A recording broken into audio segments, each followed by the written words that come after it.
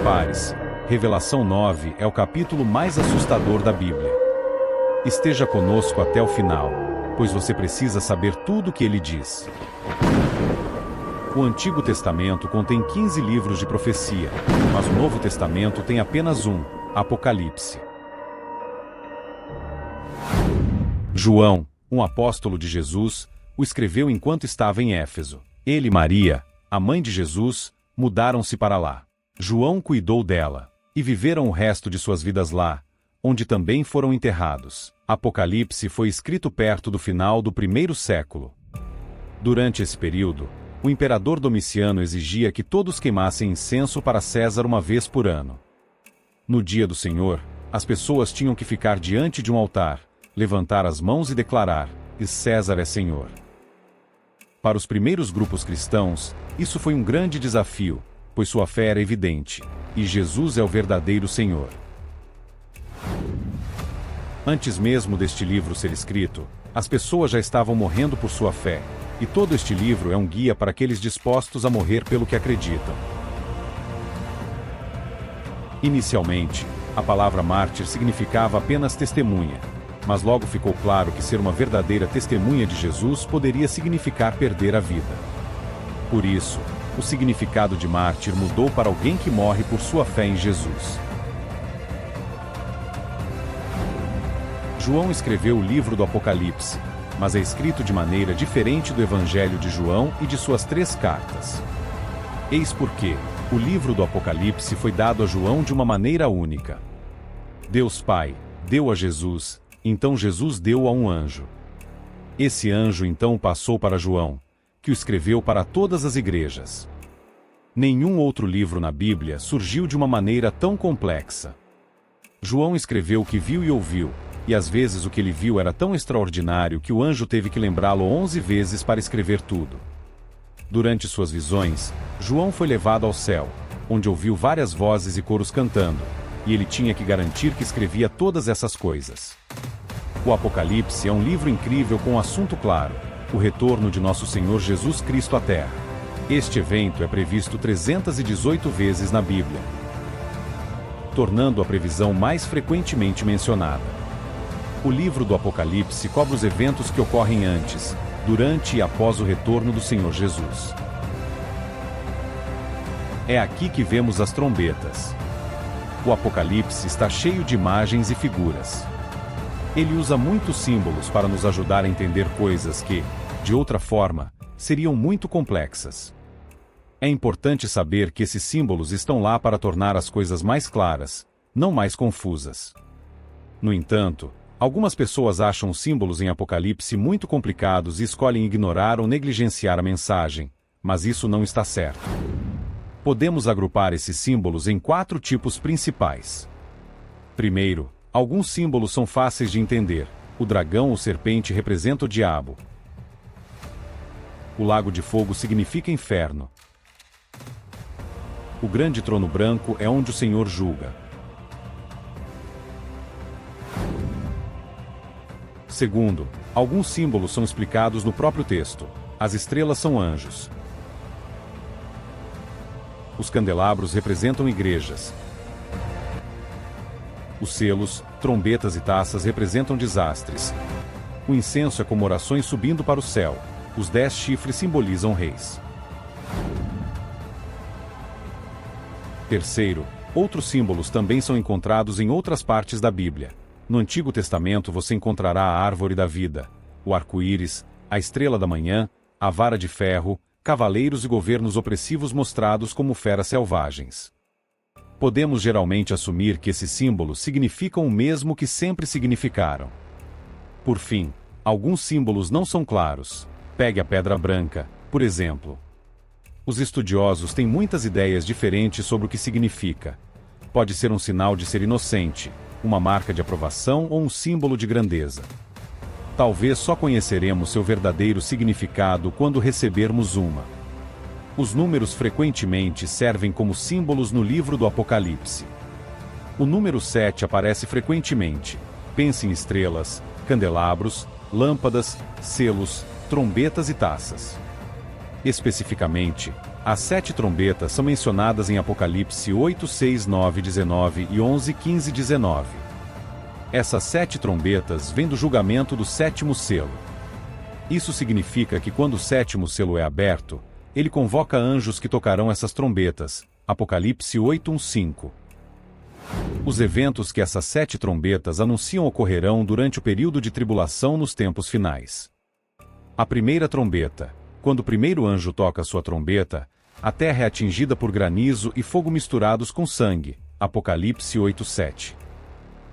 1/3 das árvores da terra são destruídas por esse desastre e toda a grama verde é queimada. Este terrível evento é semelhante ao 7º desastre no Egito. A segunda trombeta. No céu, outro anjo toca uma trombeta. O resultado é que algo como uma grande montanha em chamas foi lançado ao mar. Apocalipse 8, 8. 1/3 do mar se transforma em sangue, 1/3 dos navios é destruído e 1/3 das criaturas marinhas morre. Este desastre tem algumas semelhanças com o primeiro desastre no Egito. A terceira trombeta. O terceiro julgamento de trombeta é semelhante ao segundo, mas desta vez afeta os lagos e rios de água doce do mundo em vez dos mares. A quarta trombeta. A quarta das 7 trombetas causa mudanças no céu. 1/3 do sol foi atingido, 1/3 da lua e 1/3 das estrelas, para que 1/3 deles se escurecessem. Após o julgamento da quarta trombeta, João aponta um alerta importante de um anjo voando no céu. Esta águia grita em voz alta, dizendo: Ai dos habitantes da terra, por causa dos toques de trombeta que os outros 3 anjos estão prestes a soar. Apocalipse 8, 13. É aqui que vemos o primeiro ai. Apocalipse 9, 1, nova versão internacional. E o 5º anjo tocou a trombeta, e viu uma estrela que do céu caiu sobre a terra, e foi-lhe dada a chave do poço do abismo. Este é o 5º anjo que tocou a trombeta.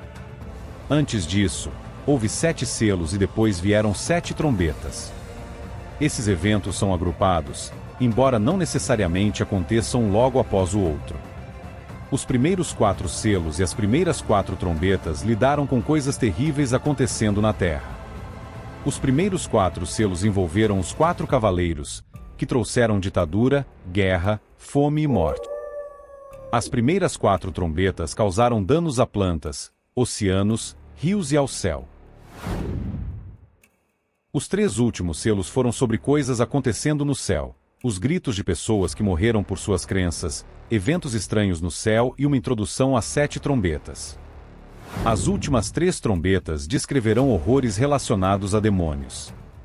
Lemos sobre uma estrela caída. O texto claramente nos diz que essa estrela representa uma pessoa referida como ele, não uma estrela real. A palavra caída mostra que essa pessoa já havia caído antes. Mas quem é essa estrela?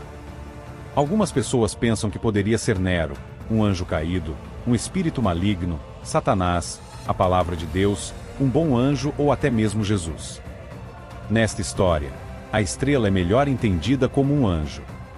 Agora, se esse anjo é bom ou mau depende de como ele se relaciona com o anjo do poço do abismo descrito em Apocalipse 9:11. Se o anjo em Apocalipse 9:1 é o mesmo que o de Apocalipse 9:11, então ele é um anjo mau, possivelmente Satanás. Se é um anjo diferente, então pode ser um anjo bom enviado por Deus para abrir o poço do abismo para trazer julgamento. Foi-lhe dada a chave do poço do abismo. O fato de essa estrela ter caído nos leva a pensar nele como Satanás ou talvez outro anjo maligno de alta posição. No entanto, a ideia de que ele recebeu a chave nos faz reconsiderar se ele realmente é Satanás. O conceito de que Satanás governa o inferno não é apoiado em outras partes da Bíblia. Em vez disso, Satanás será um prisioneiro do inferno, não seu mestre. Ao mesmo tempo, vemos que a chave é dada a este ser em um momento específico e por um motivo especial que avança o plano de Deus.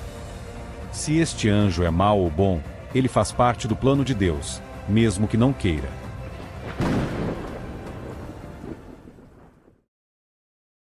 O poço do abismo. As pessoas frequentemente se perguntam onde ele está. A resposta mais simples pode ser que está no centro da Terra, onde tudo parece estar de cabeça para baixo e nada está no fundo. Mas alguns acreditam que a ideia do poço sem fundo é apenas um símbolo. O abismo é uma prisão para alguns demônios. é provavelmente o mesmo que o poço sem fundo. Em um sentido mais amplo, este lugar é visto como o reino dos mortos, semelhante ao Hades, Romanos 10:7. Ou quem descerá ao abismo? Isso é, para fazer Cristo subir dentre os mortos. Ele abriu o poço do abismo e subiu fumaça do poço, como a fumaça de uma grande fornalha. E o sol e o ar foram escurecidos pela fumaça do poço. Então, da fumaça saíram gafanhotos sobre a terra e foi-lhes dado poder, como dos escorpiões da terra. Eles foram instruídos a não prejudicar a grama da terra, nem qualquer planta verde, nem qualquer árvore, mas apenas as pessoas que não têm o selo de Deus em suas testas. E não lhes foi permitido matar ninguém, mas atormentá-los por 5 meses. Eles são uma representação do enorme número de demônios que serão soltos na terra. O ponto é que, durante a grande tribulação, que é um tempo de julgamento de Deus, ele permitirá que exércitos demoníacos, que estavam trancados, sejam soltos. Eles descerão à terra como um enxame de gafanhotos destrutivos. Aqueles que têm a marca de Deus em suas testas, os 144.000 e possivelmente outros, estarão seguros, mas ninguém mais estará. Este julgamento de Deus é inevitável. Quem são os 144.000 em Apocalipse? Eles já estão aqui? Você e eu poderíamos ser um deles.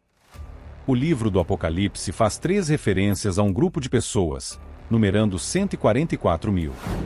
E eu vi o número dos que foram selados, 144.000 de todas as tribos dos filhos de Israel. Por que eles são selados? Eles são selados para serem protegidos do julgamento futuro.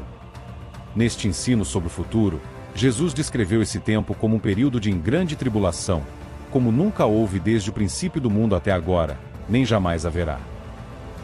No Novo Testamento, a palavra enselado origina-se de uma palavra grega que significa carimbar com uma marca privada.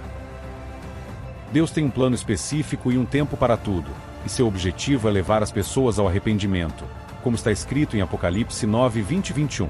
E os outros homens, que não foram mortos por essas pragas, não se arrependeram das obras de suas mãos. Não deixaram de adorar os demônios, e os ídolos de ouro, prata, bronze, pedra e madeira, que não podem ver, nem ouvir, nem andar. Nem se arrependeram de seus homicídios, nem de suas feitiçarias, nem de sua prostituição, nem de seus furtos. Durante esses tempos, as pessoas quererão morrer, mas não conseguirão. Eles desejarão a morte, mas a morte os evitará. Não haverá escapatória desse sofrimento severo. Sua força é comparada à força dos escorpiões, e embora uma picada de escorpião seja muito dolorosa, geralmente não causa morte. Eles quererão morrer, assim como Paulo falou em Filipenses 1:21-23. Porque para mim, o viver é Cristo e o morrer é lucro. Mas se eu continuar vivendo no corpo, isso significa trabalho frutífero para mim. Para Paulo, morrer significava receber bênçãos eternas, mas para esses sofredores, a morte é apenas passar de seu sofrimento atual para a punição eterna. Vemos isso claramente no Antigo Testamento, em histórias como Êxodo 10:4-14 e Amós 4:9, e enviei uma praga entre vocês como fiz no Egito. Matei os seus jovens à espada, juntamente com os seus cavalos capturados. Fiz com que o mau cheiro dos seus acampamentos subisse às suas narinas, mas vocês não se voltaram para mim e, declara o Senhor. Como cavalos, como ouro, como rostos de homens, como cabelos de mulheres, como dentes de leões. O uso repetido da palavra e como isso sugere que a descrição não é para ser tomada literalmente.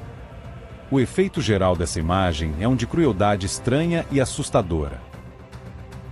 Parece que devemos aceitar que Deus, realizando o desejo de longa data desses espíritos malignos de terem corpos próprios, fez corpos para eles. Esses corpos são assustadoramente adequados, assim como os espíritos malignos que habitam neles. Não podemos determinar exatamente quem ou o que o enxame de gafanhotos representa. O que sabemos com certeza é que, pouco antes do fim do mundo, o mal enfrentará um período de sofrimento demoníaco severo, diferente de qualquer coisa antes.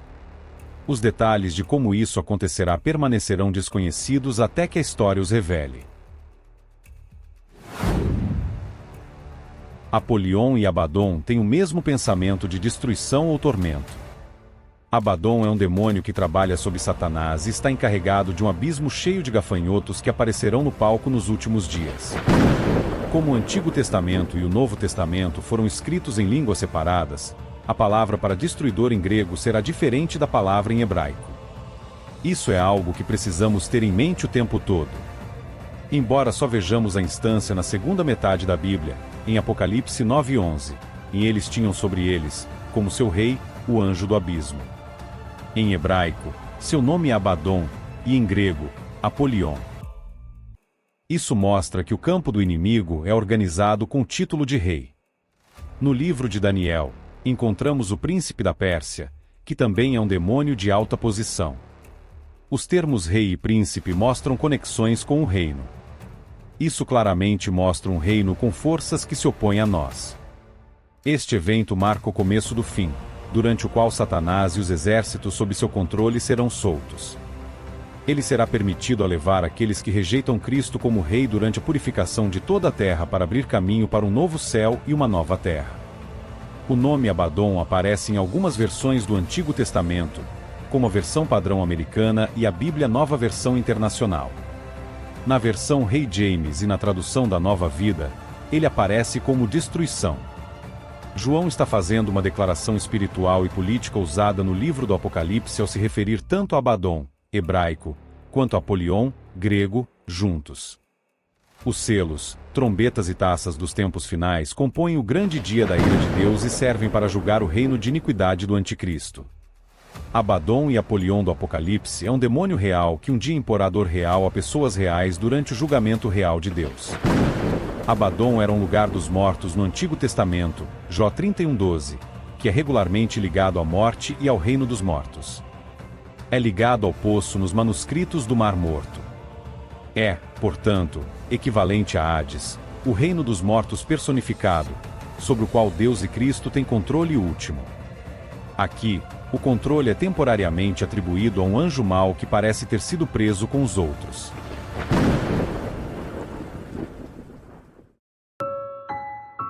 A profecia de Apocalipse sobre os eventos dos tempos finais é um chamado para todos os crentes se prepararem espiritualmente. A narrativa do capítulo 9, com suas imagens poderosas e vívidas, nos lembra da seriedade e da gravidade dos juízos divinos. Em todos os eventos descritos, a soberania de Deus é clara. Ele está no controle de tudo, e nada acontece fora de seu plano perfeito. A bondade de Deus é infinita, e Ele nos oferece a oportunidade de arrependimento e redenção. Devemos cultivar uma vida de oração, praticar a caridade e buscar um relacionamento íntimo com o Senhor. A fé é nossa bússola, guiando-nos através das dificuldades e tribulações, nos mantendo firmes em sua promessa de salvação. Lembre-se, Deus está no controle de todas as coisas. Estaremos prontos para enfrentar qualquer desafio, sabendo que nossa recompensa eterna está garantida. Se você chegou até aqui, curta este vídeo e escreva Apocalipse nos comentários. Obrigado e até a próxima!